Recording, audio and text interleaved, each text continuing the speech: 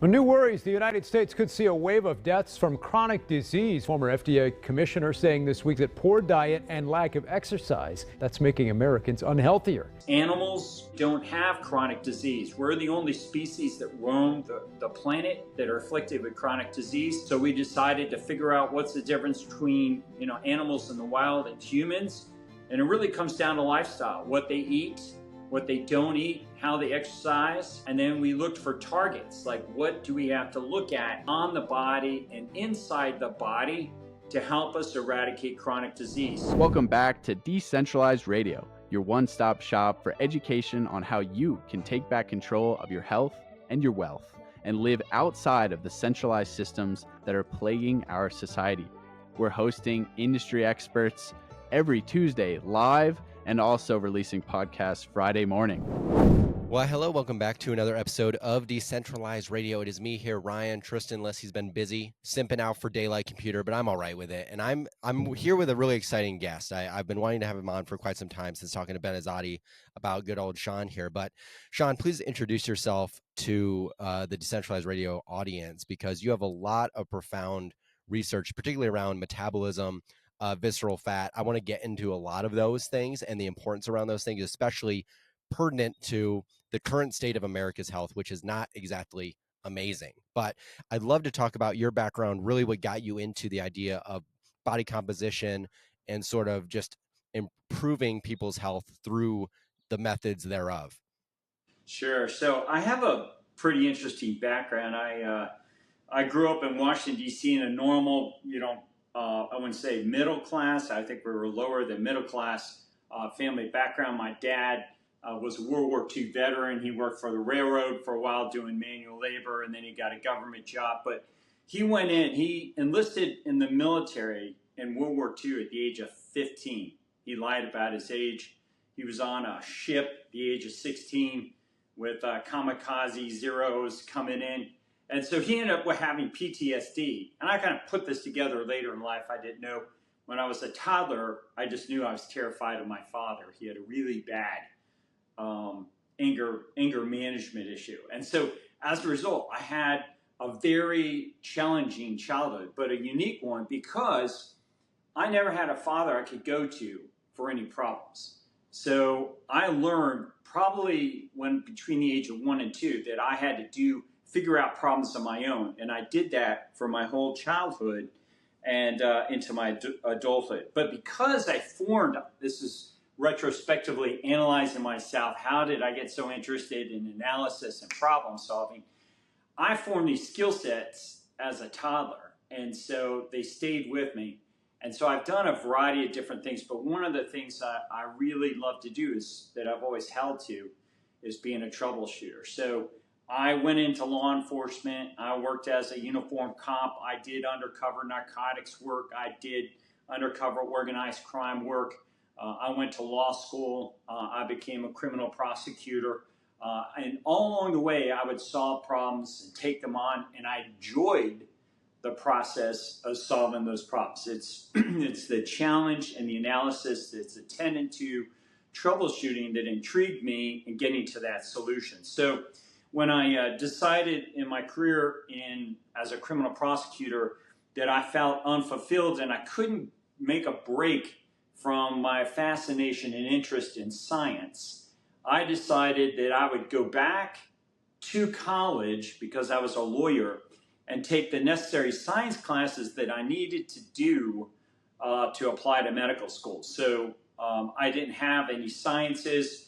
I actually graduated from Penn State University with a Bachelor's of Science degree, a BS, and never took a single science class because I argued my way out of having to take any science classes because I knew I was going to law school.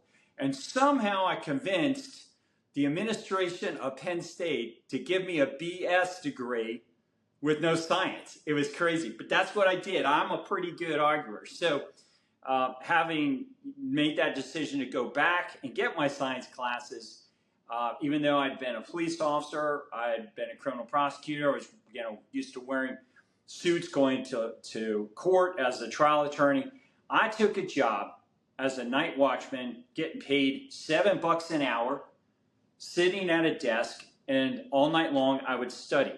And I got straight A's. I wasn't married. I didn't have kids. I was just looking out for myself. So I didn't need to go make a bunch of money. I needed to get good grades. And so a lot of lawyers who try to go to medical school stay in their profession of law. They make that mistake. And it's really hard to study and also practice law. So I worked as a security guard. I wore a little polyester uniform. I got straight A's. I got into medical school, all the medical schools I wanted to go to. I got a scholarship paid for by the military. I figured if I was cop, I'd be okay with the gun thing and military. And I did. I loved it. And I specialized in emergency medicine. But along the way, you know, after all those years and things, I started to put on some age, put on weight, and acquire disease like virtually everybody else. So by the time I hit 48, I was riddled with, I'll just say it right up front, erectile dysfunction and a large prostate. I peed like it would dribble out of me like a freaking eyedropper. It took forever for me to pee. I was waking up 4 or 5 times a night. I had rashes all over my body. I had a dad bod, a belly. I was fat. I was struggling with restless leg syndrome, kicked my legs all night long, obstructive sleep apnea, snored all night long. And I had atherosclerotic cardiovascular disease, so clogged arteries, and precancerous lesions in my esophagus from the severe gastroesophageal reflux disease. So basically, I was falling apart at an early age. And I ran into a young guy who was very lean and fit, sort of looked like you. And I said, hey, man, how do you stay trim? I'm a fat guy. You know, I'm a doctor. What's your trick? And he said, back this is 2009. He said, go on the paleo diet and eat fermented foods and sprint. And I didn't even know what the paleo diet was or fermented foods. I don't know how. I'm going to say it was, you know, mystical. It was God. I just did it. And I started eating these fermented foods. I cut out carbs and I started sprinting. I was this fat guy at 48. He didn't tell me anything else. So 1 year later, I'm peeing like freaking Niagara Falls, like a teenager again. I'm no longer using the blue pill. I'm no longer waking up at night. My rashes, my eczema went away. I'm not snoring anymore. And all these medical problems went away. And I was just furious because I felt like my med school, everything I learned in medical school was a farce because none of it helped me. And everything I learned in medical school actually perpetuated that problem because I was taking all the medicines and seeing all the doctors for all those problems. And they were making a lot of money off me, and the system was, but none of them were going away. It was just kind of like treating those symptoms like kicking the can down the road. So when I saw that my disease was eliminated from lifestyle choices, like those 3 things, I decided to become a researcher. So I found out of our research practice.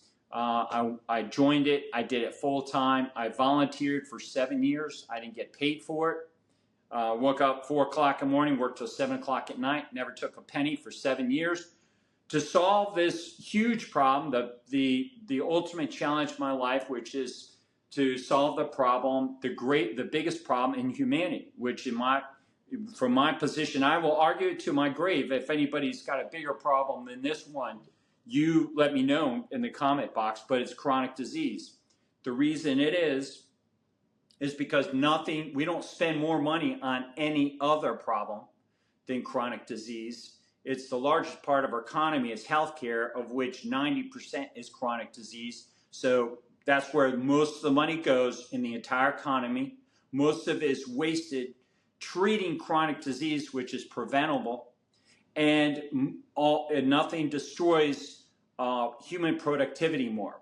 Employee performance or the quality of your life, and nothing kills more humans than chronic disease. So just dwell on that.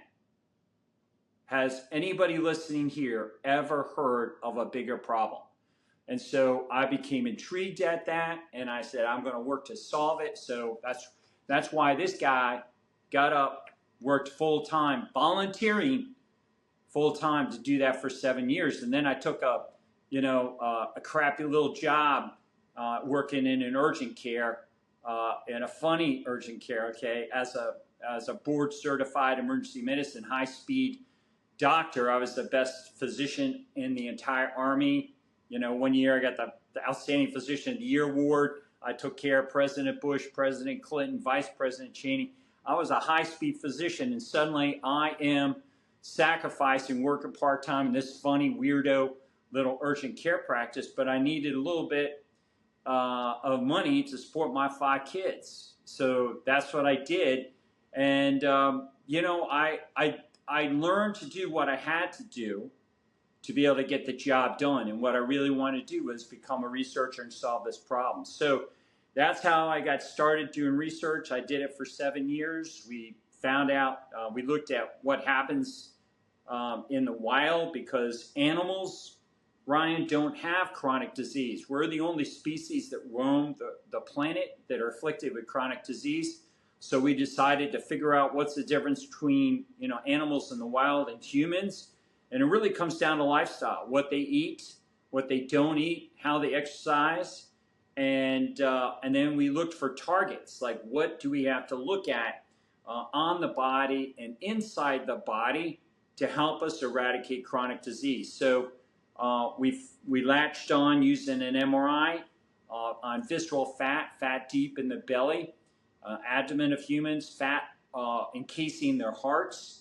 And then fat, later on we learned about fat that starts infiltrating and invading, is another word to describe it, muscle tissue. So in human terms, layman terms, I like to say it's human marbleization of your muscles. So your muscles become literally marbleized in the manner a steak might appear marbleized. And in fact, there are very strong similarities between marbleized steak and marbleized human muscle. So we identified those 3 targets.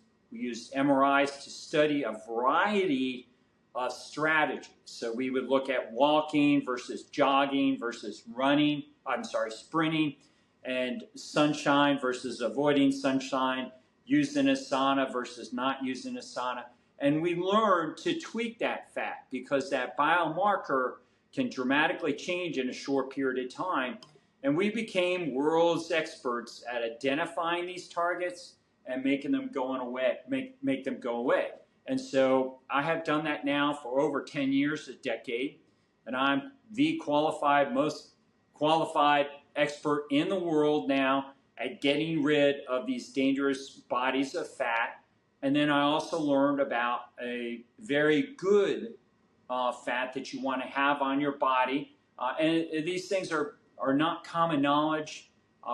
We should show some images, and I'm happy to do that so your followers understand those and that they're aware of it, because they can go to their doctor and talk till they're blue in the face with their doctor. They won't go blue in the face because the doctor will push them out the door. The doctor just doesn't have any training. These biomarkers have been around really for most of them for probably decades, but they're not taught in medical school. I'll say this, they are prevented, they're blocked from going to medical school, because if we taught physicians this metric instead of the ridiculous one that they talk about, which is cholesterol, then people would actually get better if they got rid of their visceral fat and worked on that.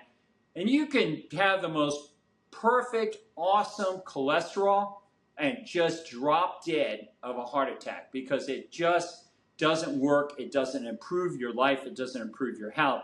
But if you get rid of visceral fat, there isn't a single disease that we did not see improve or go completely away in 6,000 people. So nothing in my almost 30 years of practice in medicine am I aware of that will improve a human being more than getting rid of this dangerous inflammatory fat inside the body. So if you like, I'll be happy to show what that visceral fat looks like. So for the sake of your audience, they get an idea of where it is and what they can do about it. Does that sound good? Are you self-employed or a small business owner and are tired of paying hundreds of dollars a month to centralized health insurance companies for minimal coverage because there is no alternative? Well, I have good news for you. There is. And this podcast is brought to you by Crowd Health. Crowd Health is a more decentralized alternative to health insurance, and it uses community and crowdfunding to help its members pay for emergencies when they do happen. They incentivize and prioritize health and personal responsibility and share the thought that you should really only be using the centralized healthcare system when emergencies do happen. This is what I am on board with, and I have personally signed up for Crowd Health since I left the corporate engineering world and the medical benefits that come with it. If you want to learn more, you can check out our episode with CEO and founder Andy Schoonover, or you can head over to joincrowdhealth.com and use code DRADIO, DRADIO, when you sign up to get a discounted rate of only $99 for the first 3 months.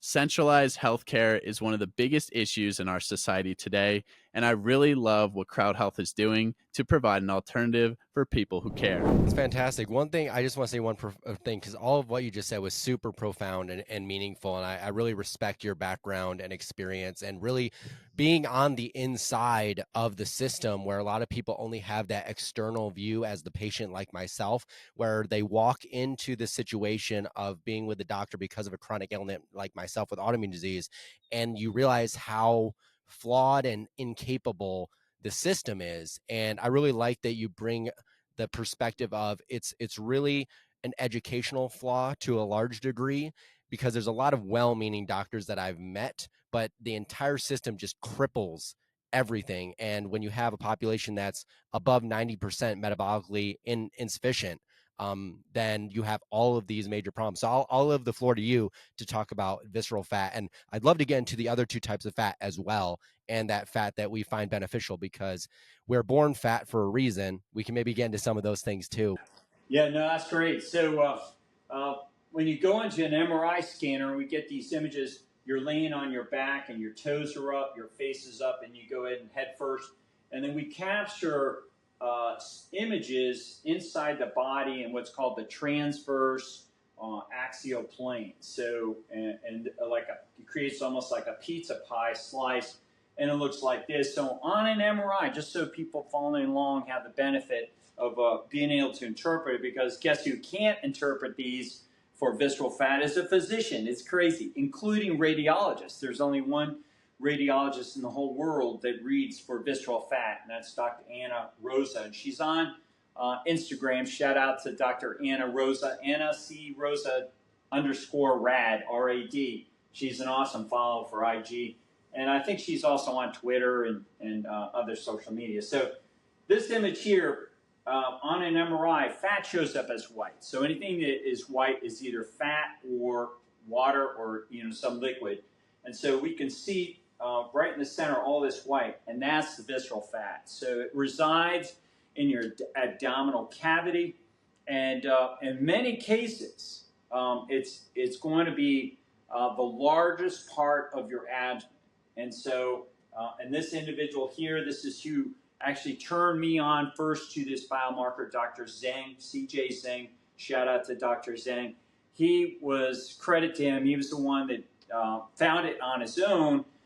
He wasn't the first one to discover it, but he found it on his own, which is pretty badass, I think, if you figure out something important on your own. And he was a researcher, and he just noticed, dang, the people that had the worst medical problems have all this white stuff in the middle. That's pretty profound. And I think about close to, 300,000 or 400,000 physicians in the world. How come nobody else has ever done it? I don't know. That's one of those universal mysteries that maybe we'll never know. God is kept from everybody's eyes except for Dr. C.J. Zheng. So he figures that out. And so he tracks this white stuff. He does a scan himself this 15 years ago. And he found out that he's full of it himself when he saw it in other people. Well, let's look at those 3 bad ones and the 1 good one. Now, I can do that pretty quick in a higher resolution scan. So this is now 15 years later. The technology is better, and you can see this in greater definition. So this is, again, all the visceral fats. And so what is white is fat. what is muscle is dark. So when you see dark things, that's muscle. This is your abdominis rectus, aka your six-pack. These are your oblique muscles. These are your erectae spinae muscles. So these keep your spine erect. Well, fat starts depositing in your muscle when you start accumulating visceral fat. So look at these erectae spinae muscles filled with fat. And once that hits a certain threshold, then this starts happening. You turn into an old dude or an old lady. You get a bent over back. Not because you're old, but because you're diseased. Your muscles have started filling with this inflammatory fat. So it's the second really bad fat that you want to be aware of. And guess what? Like visceral fat, totally ignored by all doctors. So here, maybe early on, we see this even in kids starting. You start having this inflammatory fat, and pretty soon you're 24 years old, you're a running back in the freaking NFL, and you get an injury, and you're freaking done. And nobody, all the freaking high-paid orthopedic surgeons, say one thing about that fat in your muscle that had you known about, you'd still be making the big bucks. Sucks to be you. So now if you're following this and you learn about it, don't complain if you fall apart. Do something about it. Look for that visceral fat. Look for the marbleization of your muscle. Or when you're 70 or 80 years old and you cannot get your ass up out of a chair without somebody helping you, sucks to be you, but you blew off Ryan's podcast when you first heard about this. So you want to get an MRI, look if you got visceral fat, see if you got fat invading your muscle. You can get an MRI in Florida and California for $250. Don't cry the blues when you're in a wheelchair wearing diapers, okay? You need to find out about this now while you're young and you have time. All right, the third fat besides visceral fat, muscle fat you want to be aware of is a type of subcutaneous fat in your love handles. Now, you may not, everybody's got some love handles. Some people's handles are bigger than others. What you want is analyze your love handles and see what type is predominantly the fat within that subcutaneous space. So this is the subcutaneous fat right here, and there's a black line there, Ryan, and that's called Scarpa's fascia, and it separates that fat, subcutaneous fat, into two compartments: superficial subcutaneous fat and deep subcutaneous fat. And it's like bricks and clouds difference. One kills you and causes disease. The other one reduces your mortality and protects you from dying and getting disease. They're like completely different. So which one is which? This is the one that kills you. See how big it is? So it's always big when this is big. And so is all the fat in the muscle. So those three are always corresponding to each other. It's not like one is really big and the other two are small. Nope, all three will be present. You know, it's not one brick up against the head, it's three. So you're going to hit 3 times. If you get this MRI, you'll see where you're bad, or 3 times that you're good. You don't have that fat, which is what you want to see. So the beneficial fat is the superficial, from the skin to that black line. And the reason why it's superficial, first of all, it doesn't secrete the inflammatory molecules that those other 3 fat depots cause. Visceral fat, muscle fat, and the deep subcutaneous fat all secrete these inflammatory molecules that make you fall apart, cause you to have disease, and literally make you less attractive. So if you're a guy, you're no longer handsome. If you're a girl, you don't have a pretty face, you start looking like a grandma. So if you don't want that to happen, then you want to avoid these 3, and you want to get this one right here, this superficial fat. What it secretes is a molecule called adiponectin, A-D-I-P-O-N-E-C-T-I-N. So if you're following Ryan's show here, you just learned something super important, that word, the A word, adiponectin.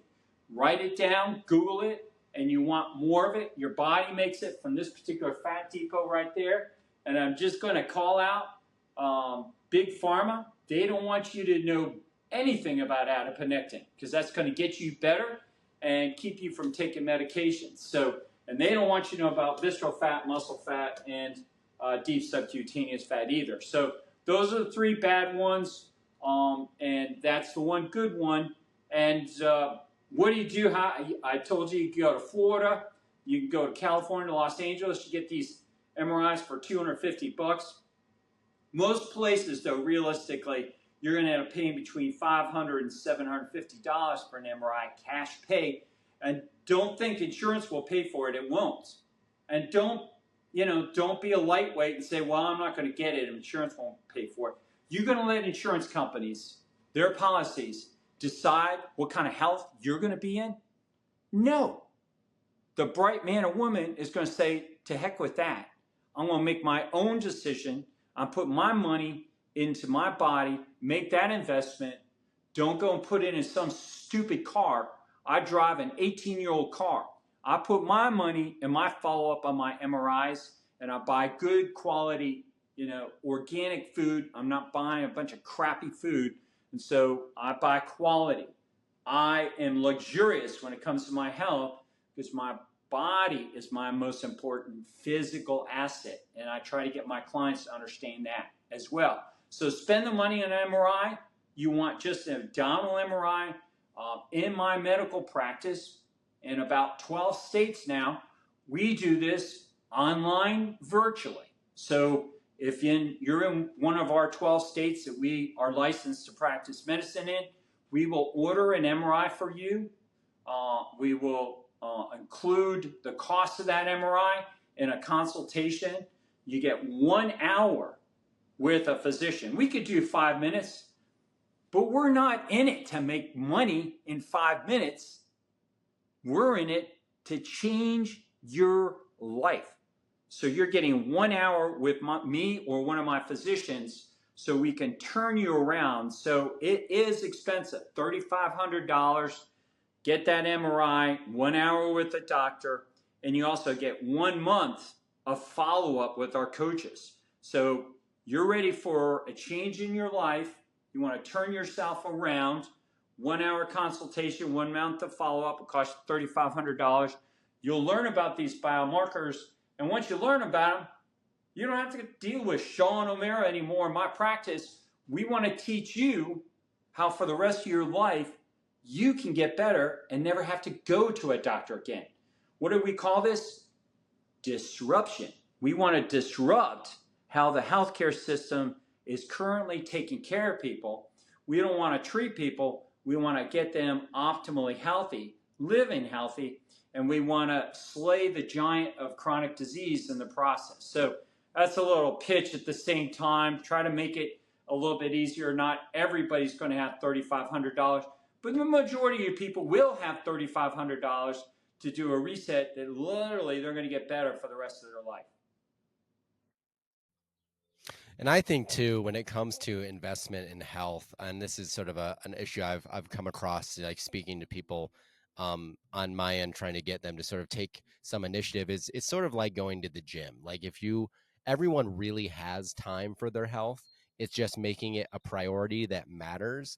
And so it all starts with, I think, education. And that's why I really am excited about the fact that your whole goal is to educate so that they have the tools to remain healthy, because that's really the goal. And the truth of the matter is, a lot of the things that I think create health at some point were intuitive, but we live in this counterculture of common sense, where common sense isn't common sense anymore.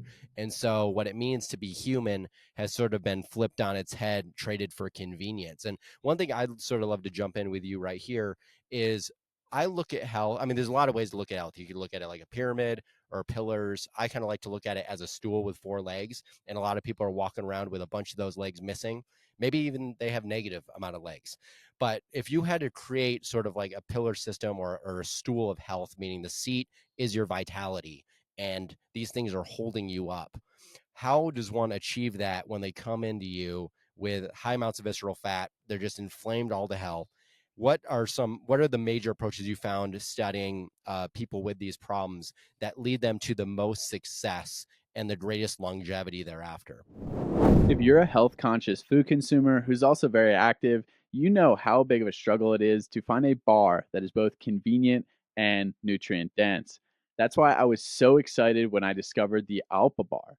The Alpa Bar is a meat based bar that contains only simple ingredients: 100% grass fed beef, tallow, and honey, and is both nutrient dense and convenient and packs a caloric punch of over 300 calories.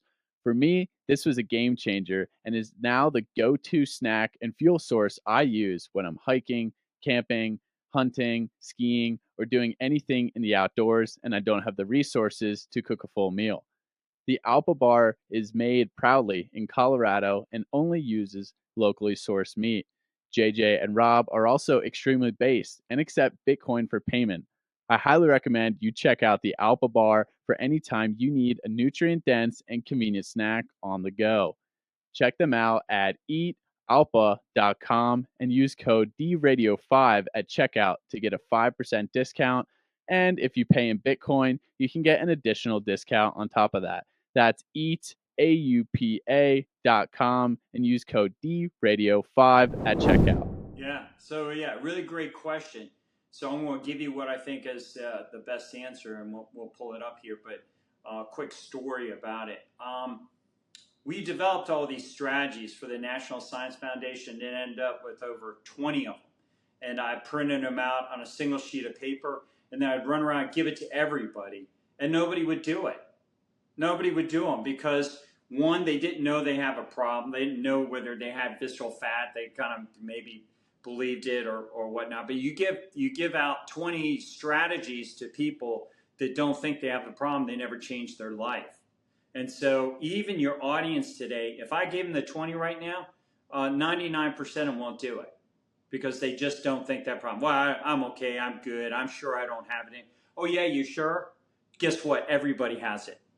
Everybody has it. And nobody's come to me, and I've scanned, thousands of patients. I've looked at, probably 100,000 scans, and everybody has way more than they think. So what did I end up settling on is 48 strategies over the past really 10 years of researching now. We've come up with many more in our continuing research, but I only give those strategies to humans that see their MRI and their own eyes have to go on it, not a doctor's eyes. It doesn't matter if the doctor there are doctors telling people they got problems right and left. You don't listen to that doctor unless you do anything about that problem, unless you believe it. So how we get people to believe it is we show them what the heck is going on inside. The MRI ends the lie. You're not as healthy as you think. So we show you inside, and then you do those 48 strategies. But what I have figured out that some people will do, including those that are following your show, if they do these basic strategies. So let's pull those up, and your audience, for those who are following along visually, can take a screenshot of these 7 strategies and get started. And many people have just read these, seen these on the internet. I have them pinned at the top of my Instagram account.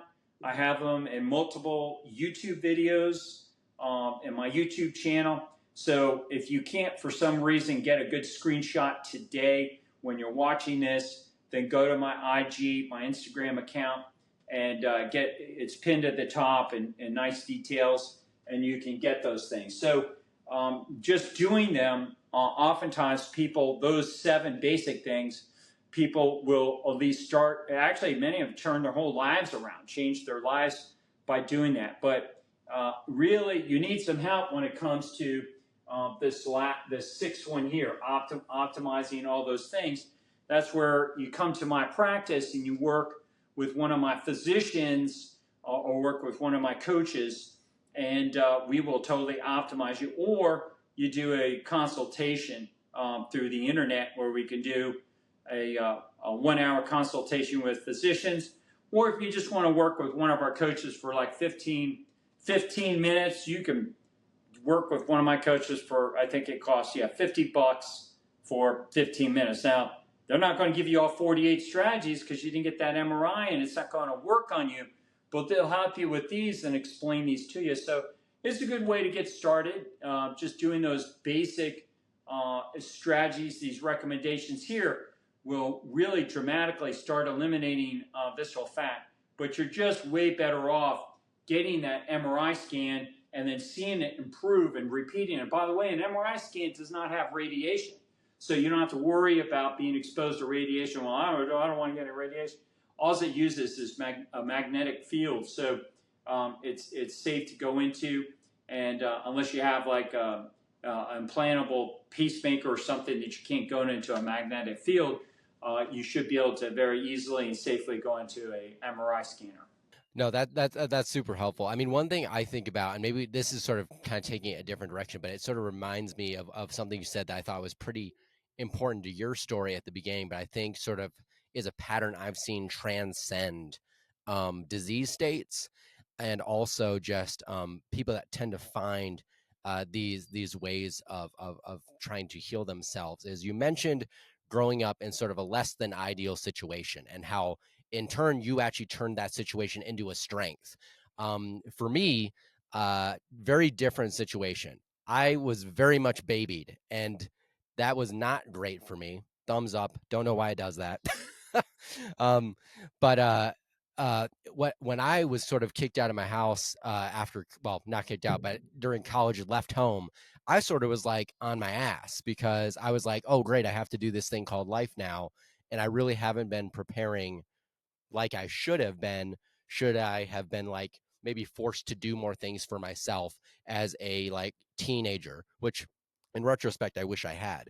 But it was sort of a sink or swim scenario. You can either sink or you can swim. And I look at a lot of situations that people go through with their health in a very similar light. You can choose to mope and grieve, which there's a period of that, which I think is fine. But you either get up and you do something about it or you don't. And so I don't know why it's doing that thumbs up thing. For people that are watching, it does this on like everything that I ever have. I like will FaceTime people. It gives me like 1,000 thumbs up. I have no idea even what triggers it. Yeah, I see it occasionally, but and it seems to happen in other people's software. And I wondered, sometimes I think people are live watching and they're giving thumbs up, and I'm like, wow, there's an audience, and I do see it now happening right on my end. So I'll take it, I guess. I'll yeah. take it as long as they like what they're seeing is all that's important to me. But one thing I wanted to talk about is that I think you turned your situation into a tool, and a lot of people don't. And it becomes a detriment to basically their overall well-being for a long period of time. And I'd love to know, through your work doing what you do, what you've seen in people's psychological states through improvement by addressing things like visceral fat, which I'm sure contributes to disease that also plague mental wellness. And so I'd love to hear what you've seen personally through that, and also maybe your thoughts on the contribution of those situations that maybe people go through, stressful times, trauma, to the contribution of I don't know, fat deposition. But Yeah. So what I have noticed is as people eliminate visceral fat, they lose a lot of addictions and become a lot more disciplined. And so kind of the defining, not necessarily defining, but oftentimes associated lifestyle and characteristics, somebody that is diseased, overweight, is oftentimes they'll have addictions to eating desirable, tasty foods, staying up late at night, maybe watching raunchy TV or pornography, maybe get involved in gambling or a lot of risky gaming activity and strange things. So that wasn't taught to us in medical school, but it's just kind of anecdotal, my experience in growing up in life. And then these clients would come to me, plagued with, disease and have, a lot of elevated visceral fat. They wouldn't confide in me, oh, by the way, I have chronic pornography and chronic problems with masturbation or drugs or alcohol, they would tell me afterwards, and they would share, geez, you know, after I got rid of my visceral fat, this thing left me. And so it appears as though visceral fat interferes with your ability to be disciplined, to have emotional discipline and physical discipline with your life and what you do.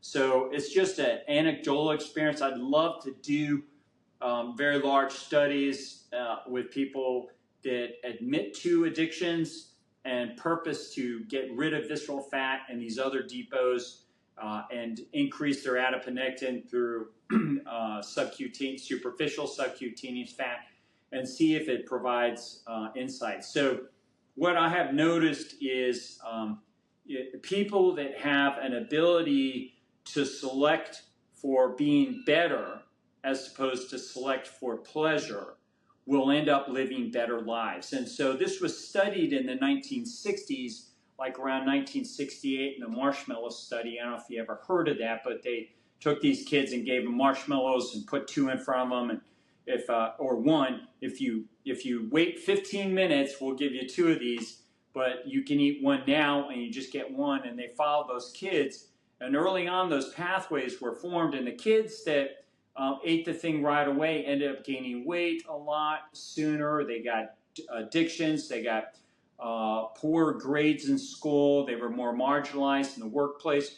But the kids across the board, males and females, that were more disciplined and waited 15 minutes and got the two marshmallows, they got better grades, performed better in not only school but the workplace, and had better income and had less addictions.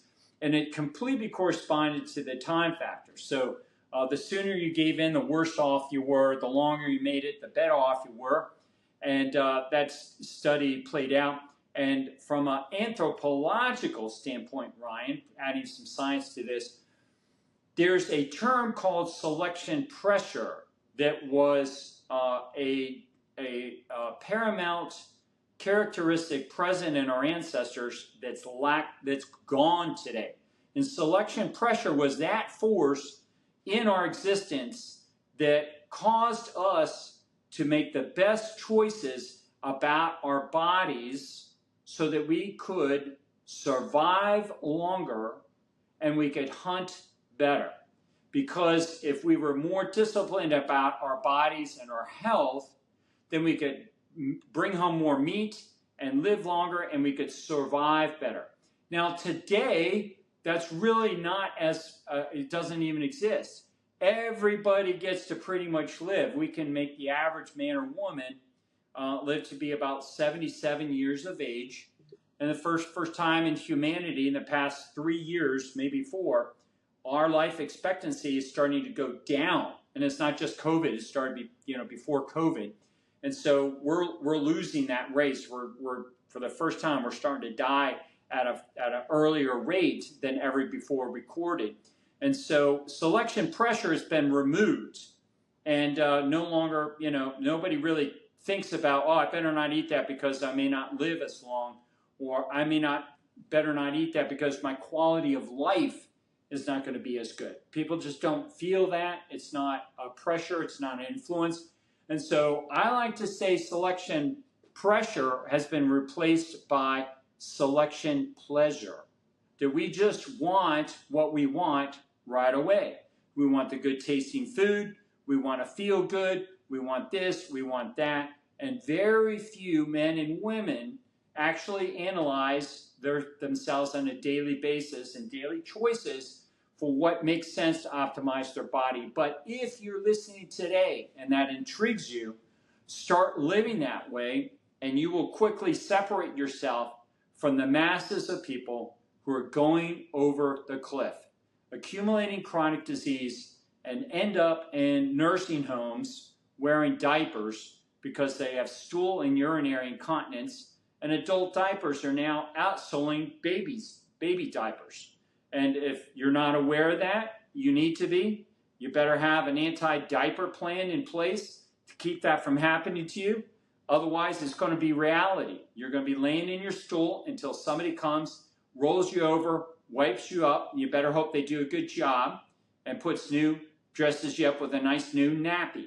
So that's reality for people, unfortunately, as they fall apart. But if you don't let that muscle get invaded with that fat, your rectum stays nice and firm. My goal in my life is to crack walnuts up there if I have to. That's what I tell my clients. I want to keep that rectal tone. I want to keep that muscle working good. And I want the same with my detrusor muscles that are associated with urine. So I can pee over the hood of a car and get the job done fast and vigorous. And that's what you want to be. You want to be vital with your biological functioning, how you walk, how you get up out of a chair, how you get out of a car, how you climb a tree. All those things become biological measures of how well you're doing and not your cholesterol panel. So I work with people to understand what really is more sensible for them to be working on.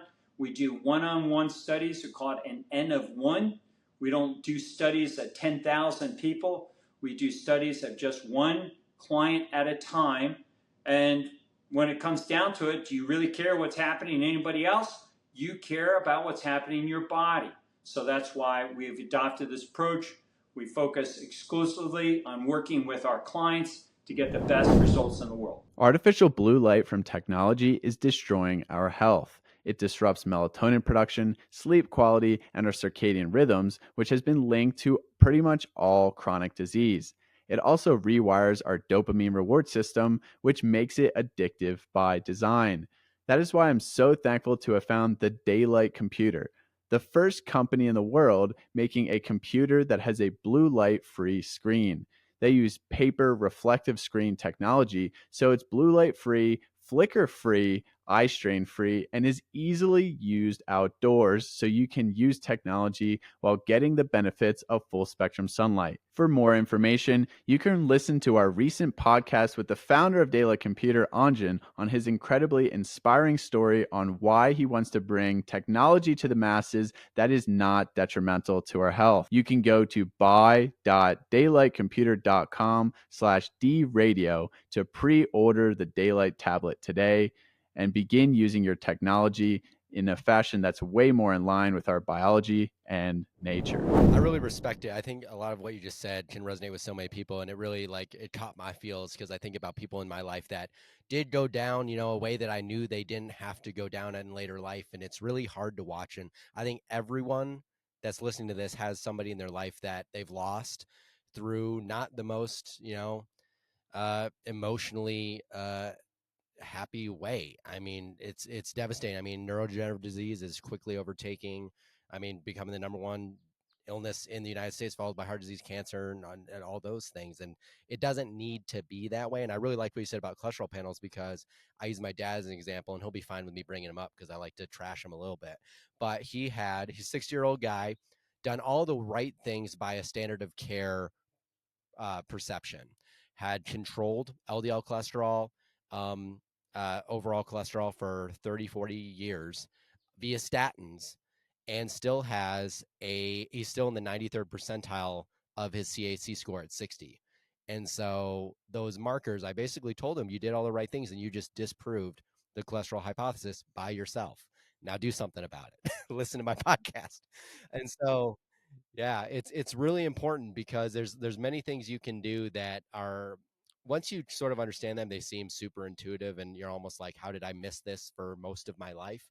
But we live in that sort of culture that perceive or really puts forward pleasure over wellness. So one thing I want to dive into really briefly, because it's a hot topic that we'd like to do here on the pod, is we talk about light quite a bit and circadian biology, things like that. I would love to know just what your thoughts are around the importance of proper environmental stimulus, meaning like being in nature, being outside, using natural light versus overwhelming amounts of artificial light, and that's impact on our metabolic physiology. Yeah, no, when it comes to really important things in nature, you don't want to have artificial sources. So lighting is a big example for that particular concern for me. So I try to get as much natural lighting as I can. So natural lighting is far preferable to being indoors.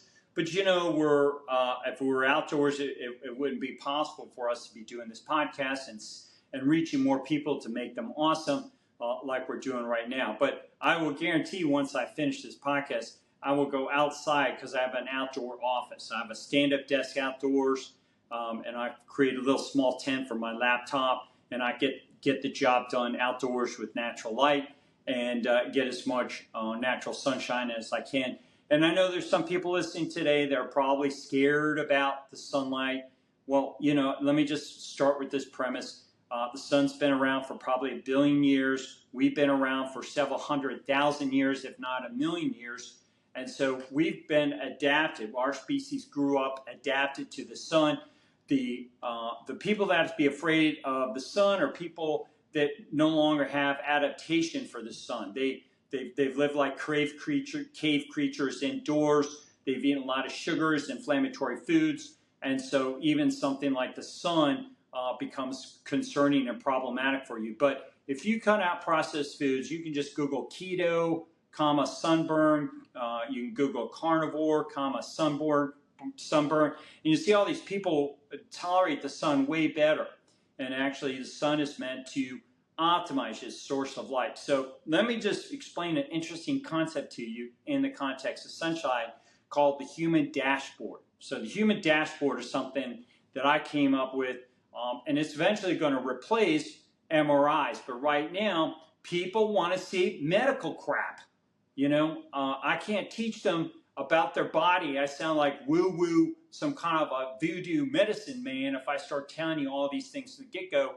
So I do MRIs first, but then as I get the confidence of these patients, my clients who work with me, and they're getting better, we take pictures of some interesting things. So one of those things, if you're listening today and you cannot afford an MRI, is you can take pictures of what are called telangiectasias. So telangiectasias are spider veins. So if you see these purple-like veins, these happen to be on the eyelids of an individual. But you can see them on the inside aspect of your ankles.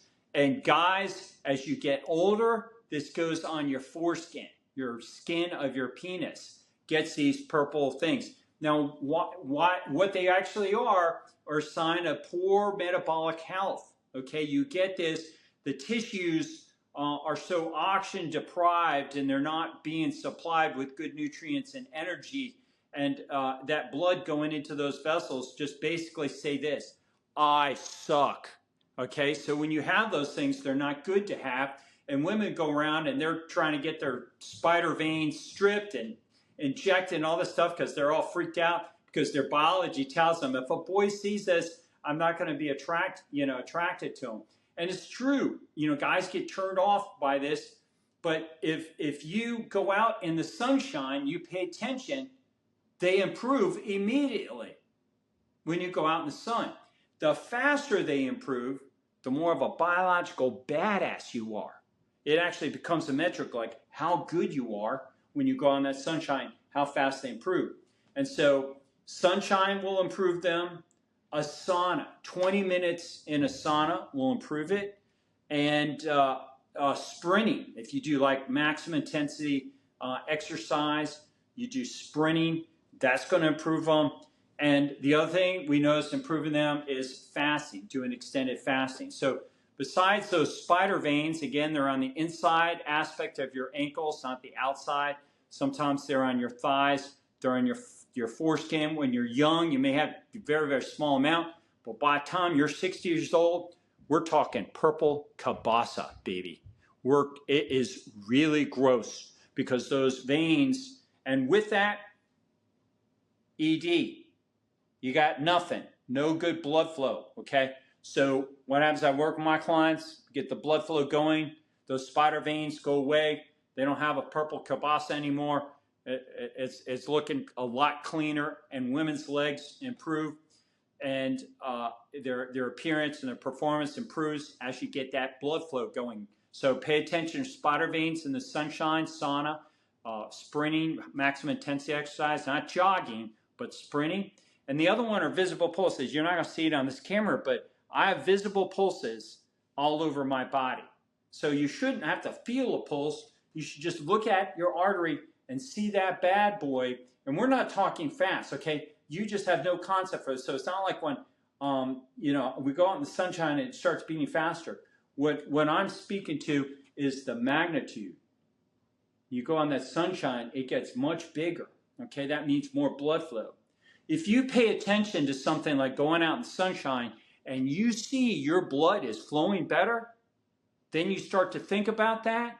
And these doctors, they're telling you to put on sunscreen and not go out in the sun. And you say, hey, I just see visually I'm getting better. And when we put this all together, our clients are not only correcting erectile dysfunction, but here's another one. How old are you, Ryan?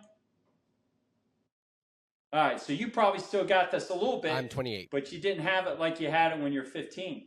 An erection that has a big bounce. No. Yep. When you were 15, your erection had a big bounce. And then as you get disease through diseasing, that big bounce gets weaker and weaker, and pretty soon there's no bounce, and pretty soon it's softer, and pretty soon it's softer still, and then you're perpendicular, and the next thing you know, you got nothing. So we get our clients with nothing, bringing it back, and then a teeny tiny bounce, and then they get this massive bounce when they're 60. And that's a sign of biological health, because 100,000 years ago, we may not have clothes. We'll walk around a watering hole.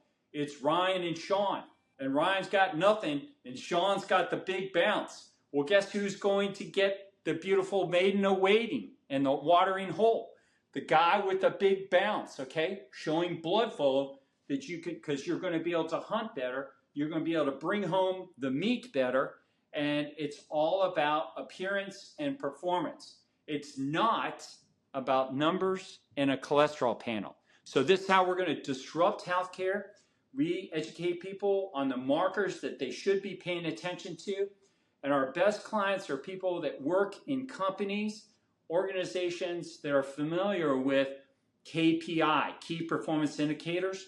And if they're used to tweaking KPI to get that organization, that company making more money, operating better, then we leverage their experience and we give them the correct KPI for the human body, and we call it key biological indicators. We show them that and we get them better. I love that. That's actually such a great use of actually using. I've used KPIs so much throughout my life. That's such a great model for people to understand, because I think a lot of people use them in their everyday lives, and it's just adjusting the acronym slightly and really keeping track of things. And like you said, it goes back to, like, you don't need a test necessarily to. I mean, MRI is probably the best, but you don't need a blood test to tell you that you're sick. Like, you feel it. It's just paying attention to how you feel.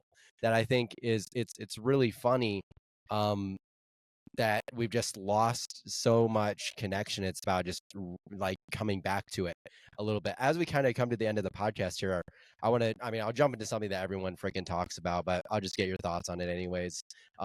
Food. Everyone loves food. We got probably too much addiction to food in modern society.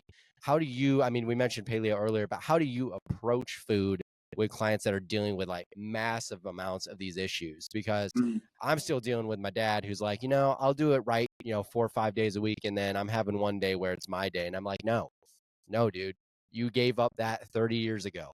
But I'd love to just your perception.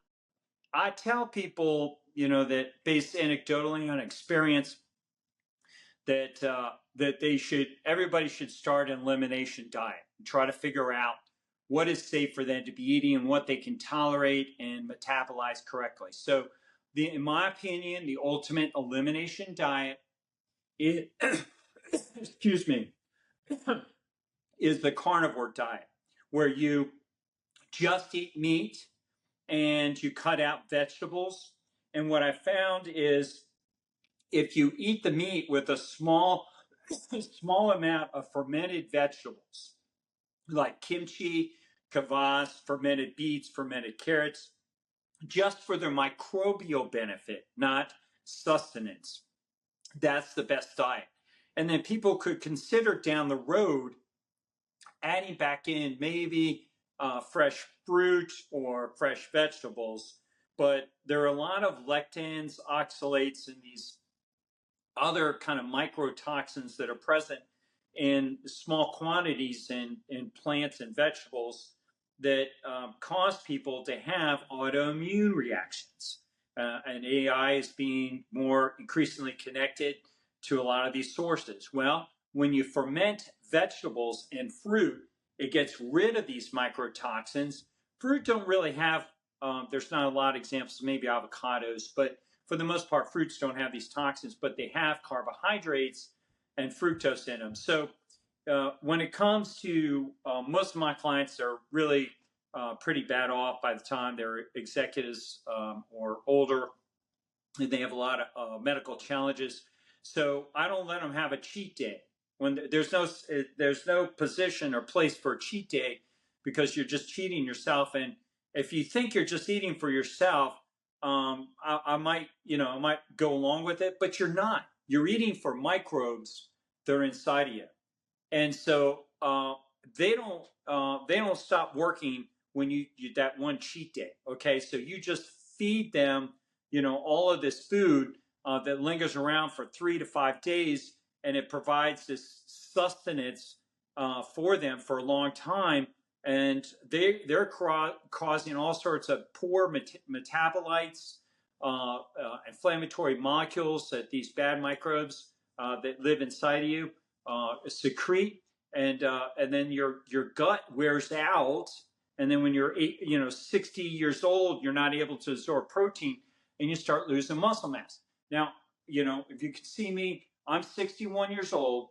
I don't take testosterone. I never took testosterone. I take no growth hormone, never took steroids, and I have amazing, muscularity for a 61-year-old male who only exercises on average 15 minutes once every 3 days for the past 13 years. I hardly exercise, and look at my build. And the reason I'm able to do that is because my metabolism is like a 20-year-old. I have much younger, healthy metabolism. So a 20-year-old could exercise for 15 minutes once every 3 days. They're going to look good. But game over for the average 60-year-old, because they're just not going to get those results. But that's how I sustain myself. So if you start from the premise of making your body healthy, you'll be able to sustain that body throughout your lifetime. That's the way we're meant to be.